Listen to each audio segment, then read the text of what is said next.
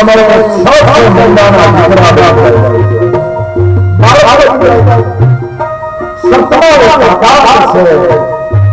એક દિવસ પરમાત્મા પર પોતાના આંગણે બનાવી લગાવ્યો. એ સત્ય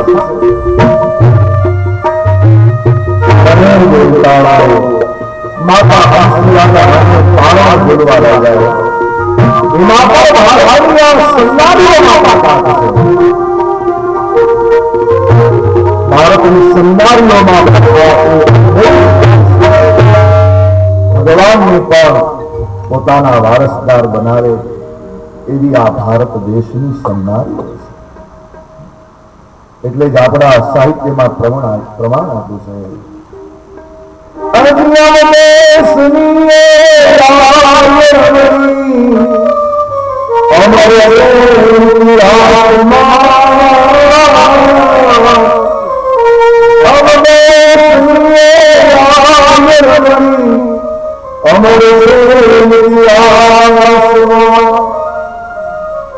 ઇતિહાસમાં પણ અમર છે ને અત્યારે પણ છે.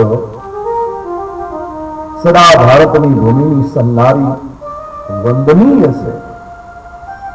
યા દેવી સર્વભૂતેષુ શાંતિ રૂપેણ સંસ્થિતા નમસ્તસ્યૈ નમસ્તસ્યૈ નમસ્તસ્યૈ નમો નમઃ. એ વખતે અંસુયાના દ્વારે ત્રણેય દેવતાઓ ઝૂલવા લાગ્યા, રમવા લાગ્યા. બ્રહ્માજી આંગણે આટા મારવા લાગ્યા કે હું તો આખા જગતનો પિતામહ, જેને કહેવાય દાદા. આજ દાદા વળી પાછા આમ આંગણે આવી રીતે આટા મારે, ભાખોડિયા ભરે. નાનું બાળક ચાલતા શીખે એટલે ભાખોડિયા ભરે શબ્દનો પ્રયોગ થાય. બ્રહ્માજી ભાખોડિયા ભરે. વિષ્ણુ ભગવાન ને કહે છે કે મહારાજ તમે અવતાર લ્યો છો, તમને ખબર હોય કે કેવી રીતે લીલા થાય, અહીં કઈ લીલા કરવાની છે? વિષ્ણુ ભગવાન કે ક્યાંય જરાય એક પણ જાતની લીલા કરવાની નથી. અહીં શાંતિથી રહેવાનું છે. જ્યાં સત્ય હોય ને ત્યાં શાંતિથી રહેજો. જ્યાં સાધના થતી હોય ત્યાં શાંતિથી રહેજો. જ્યાં તપ થતા હોય ત્યાં પ્રેમથી રહેજો. શંકર ભગવાન કે બહુ સાચી વાત છે. આપણે જરા પણ ઉહાપોહ કરવો નથી. અનસુયાના આંગણેના વાત્સલ્યનો અનુભવ થતો હોય તો આપણે બીજે ક્યાં જાય? એ જ સમયે પછી ત્રણેય દેવીઓ આવે છે. આપણે તેની કથા છે ને કે ભાઈ ત્રણેય દેવીઓની ઈર્ષા થઈ. બ્રહ્માણી, લક્ષ્મીજી અને ભવાનીને ત્રણેયની ઈર્ષા થઈ કે આપણા કરતા આ ચડી જાય છે, આપણાથી આગળ નીકળી જાય છે. આ અનસુયા સ્ત્રી સહજ ગુણ હોય છે, જેને કહેવાય ઈર્ષા, મીઠી ઈર્ષા. સ્ત્રી સહજ, પુરુષમાં અહંકાર હોય, સ્ત્રીની અંદર ઈર્ષા હોય, મીઠી ઈર્ષા. મીઠી ઈર્ષા એટલે તમને બધાને ખબર છે, પાહે બહારે અને મોઢું બગાડે. મીઠી ઈર્ષા આવને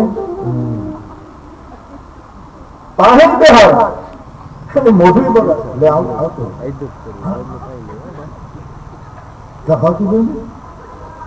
પાહે બહારે એક બીજો શબ્દ છે જે મીઠી ઈર્ષા. એક બીજો શબ્દ છે મીઠી નિંદા.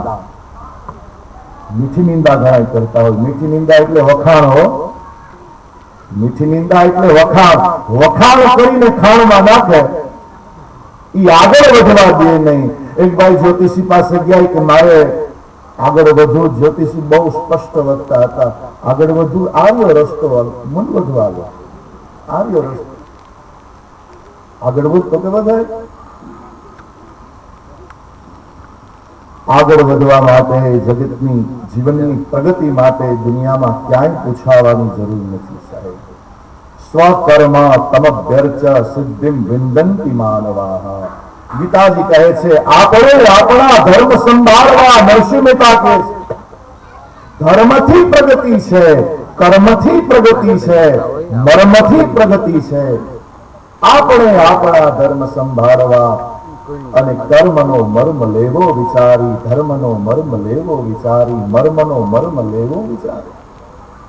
આપણે જોઈ લેવું કે આપણે કેમાં આવીએ.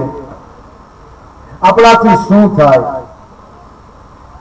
અને એટલે જ મહાપુરુષોએ સ્વકર્મનો બહુ મહિમા બતાવ્યો છે. સ્વકર્મ અને સ્વધર્મ. બ્રાહ્મણનો આ સ્વધર્મ છે, જ્ઞાનનો માર્ગ હોય. બ્રાહ્મણના છ કર્મ છે. સર્વે પોતાના સ્વભાવનું દર્શન કરી અને કર્મ હાથમાં લેવાનું છે, એવું ગીતાજી પ્રમાણ આપે છે. આપણે શું કરી શકીએ? કોઈ સર્વિસ કરતા હોય, કોઈ મેનેજમેન્ટ કરતા હોય, દરેકની ઓથોરિટી અલગ અલગ હોય છે, ઓપોર્ચ્યુનિટી પણ અલગ અલગ હોય છે. જેને જે અંદરથી ઉગે એ પ્રમાણે એ બધે ઉગે. અંદરથી જે ઉગે એ પ્રમાણે એ બધે ઉગે. કોઈ જલાબાપાના મંદિરે બેઠા હોય અને અમારું પોરબંદર હોય તો આ રવિવાર હોય તો ક્યાં બેઠા હોય? ખબર તો ચોપાટીએ બેઠા હોય. એટલે જ આપણે ત્યાં રવિવારે આમ તો લગભગ બધી જગ્યાએ હવે ભીડ મંડી તે થવા, અને ઈ રવિવાર હોય એટલે ભગવાનને પ્રાર્થના કરો, હે પ્રભુ તને રોજ ભજું છું રવિવારે, બાકી સમય પ્રભુ મારે, હું તો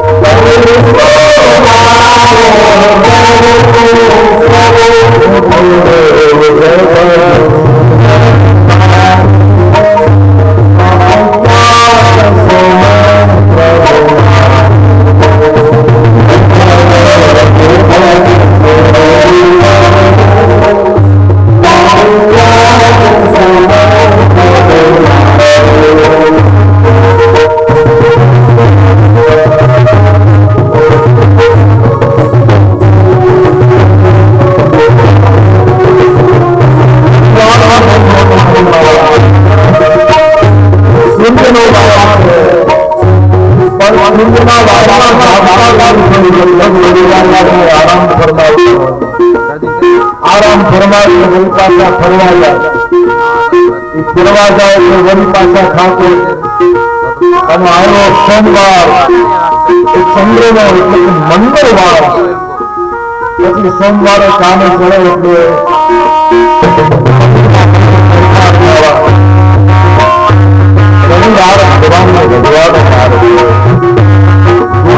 જલારામ બાબાનો, દત્તાત્રેય મહારાજનો, શાંત બાબાનો,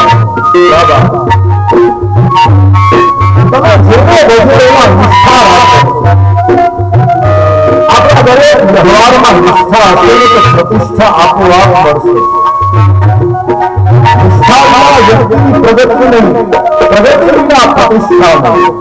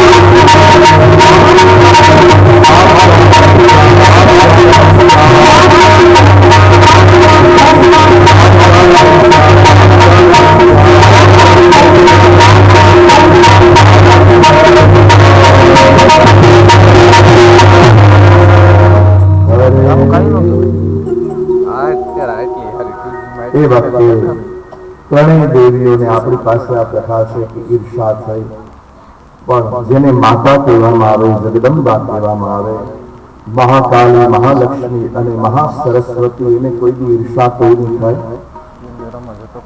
આપણા જેવા છે કે એને ઈર્ષા થાય, અને ઈર્ષા થાય એને કોઈ દિવસ માતા કહેવાય. માતાને કોઈ દી ઈર્ષા થાય નહીં. માતાનો એ જ મહિમા છે.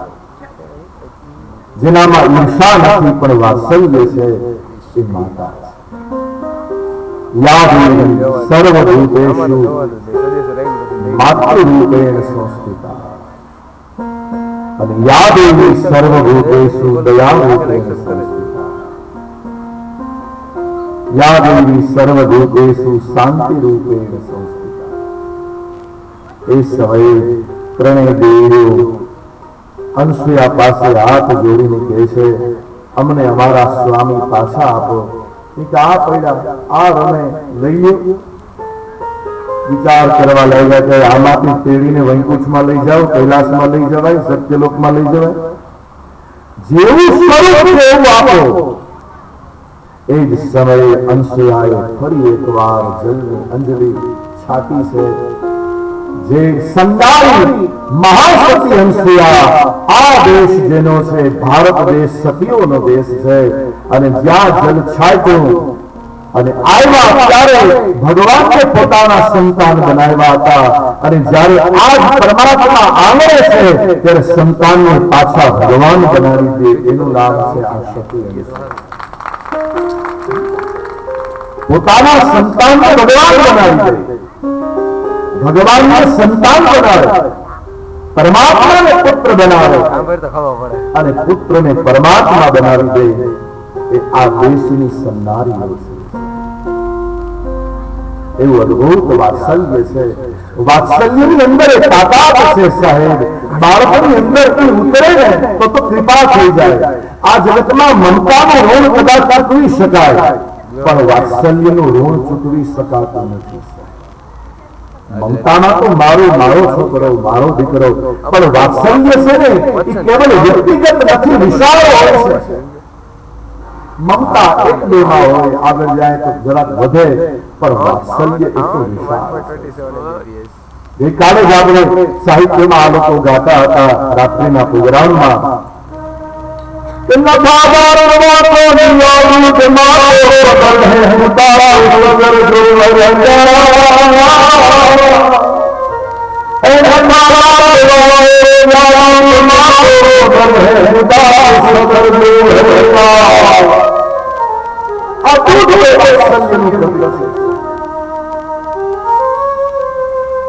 कथा बारागो तो दुनिया दिनो को खबर है बारो सजो भरेगा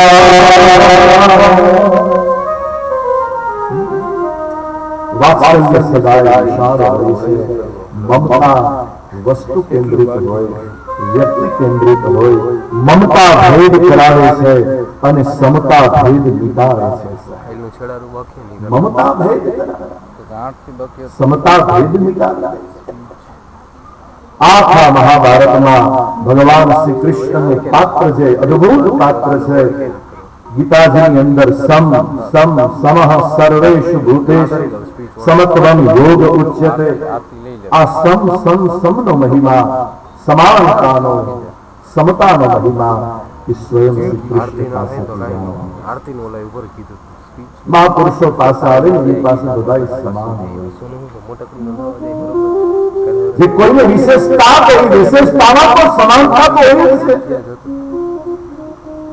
આ સંસારમાં ચાર વસ્તુ તમે જોશો સંસારને તમારે માપવું હોય જોવું હોય जरा दर्शन करવું હોય देख तेरे संसार की हालत क्या हो गई भगवान कितना बदल गया इंसान पर इस संसार में तुम्हारे जो तो चार वस्तु छे ने छे संसार में विशेषता पर संसार में विविधता पर छे संसार में विचित्रता पर छे અને संसार में विषमता पर छे संसार कोने कहेवाय विविध अनेक विध तमने लागे जुदो ज लागे दरेक नो संसार जुदो लागे।